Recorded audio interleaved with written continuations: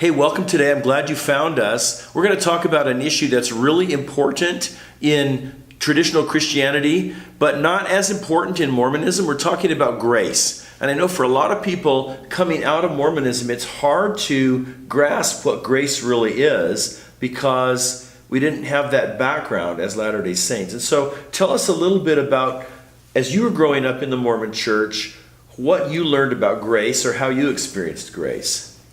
So I was really never taught about grace at all. I really didn't understand grace. When Amazing Grace was played, I didn't understand that. I just kind of thought it was like God's grace. God had given you grace, but I didn't really understand what that meant. What that meant or whatever. Right. Yeah, what is grace? It's just, yeah. Right. Yeah. And I remember growing up, one of the things that was emphasized about grace was that grace is going to be like a strength that God gives you to let you do what you have to do, right? It's this enabling power, Okay. right? Which is a little bit different from the idea that we're going to talk about. Right. In fact, quite a little bit different from the idea we're going to talk about. So, so for our viewers, what's a key thing that you'd want them to understand about grace? That grace is enough. Grace is enough. Right, and that Jesus died on the cross, and that is all we need to be with God in heaven. Okay. So now I know that's a hard concept for people to get their head around, because the Book of Mormon says that, that it's after all that we can do, that grace is enough after all that we can do. But you're just saying that grace is enough, period. Right. Okay, so you mentioned because of what Jesus did on the cross. Let's play that out a little bit, So how does that relate to our salvation and to our relationship with God? And how does grace come into play when we think about what happened on the cross? So when Jesus died on the cross, he covered all of our sins for us. Okay. And we then are one with God. Mm-hmm. There isn't anything that we can add to that to make us better with God.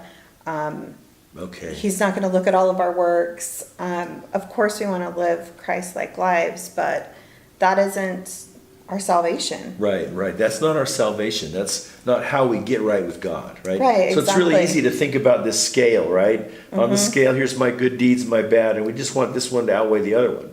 But that's not Right. how it works, right? On the scale instead is here's my life and everything I've done, and then here's Jesus and what he's done. Right. And that outweighs everything, right? Right. So I saw an illustration once about that, like if someone gave you a beautiful gift and the handcrafted, maybe they had been in their workshop working on this handcrafted like ornate clock or something like that, and they gave it to you as a gift, and you said, "Oh, I could make that better. Let me get out my magic markers, draw a smiley face on it or whatever." That is kind of like what our works are. Yeah, they just don't measure up, right, to what Jesus Right. has already done.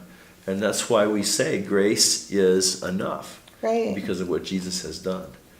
And that concept brings so much peace and assurance to me that I could live a Christ-like life and that I could follow Christ. And that it wasn't someone else's opinion of me or judgment of me that made me right with Christ. Okay, that's really good, because a lot of times in religion, in general, we spend a lot of time worrying about what other people think of us and measuring up to people's expectations, right? So exactly. It becomes kind of freeing, doesn't it, to know that Jesus has done it all. Yes. That I don't have to really start to sweat everyone's opinion of me. Right. Yeah.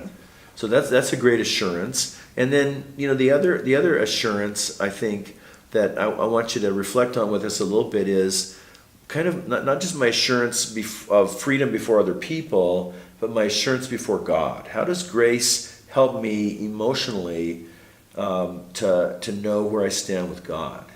I think it's, that he loves you unconditionally, and that no matter what you do, you have a weak moment, you sin, you make a mistake.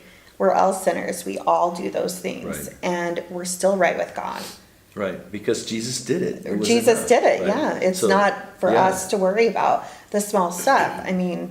So on one hand, we're saying that my good works can't add anything to what Jesus did. Right. On the other hand, we're saying that my sins can't diminish anything that Jesus did. Right. Okay. So it's very freeing. That is very freeing. Freeing what? Freeing to go just live however I want? No, I mean, not because you don't want to, because of what Jesus did on the cross. Right. You don't want to live just however you want. You have a You new want to do motivation. something to respect him and Yeah. to show your love. Yeah.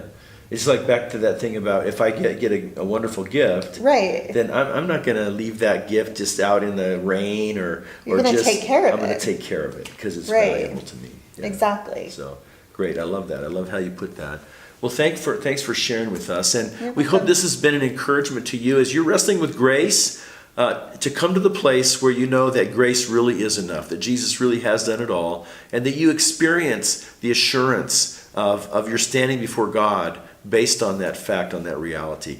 Please take a look at the discussion questions below and talk about them with a trusted friend, a spouse, a mentor, to help you grasp this idea of God's grace. Thanks for watching today.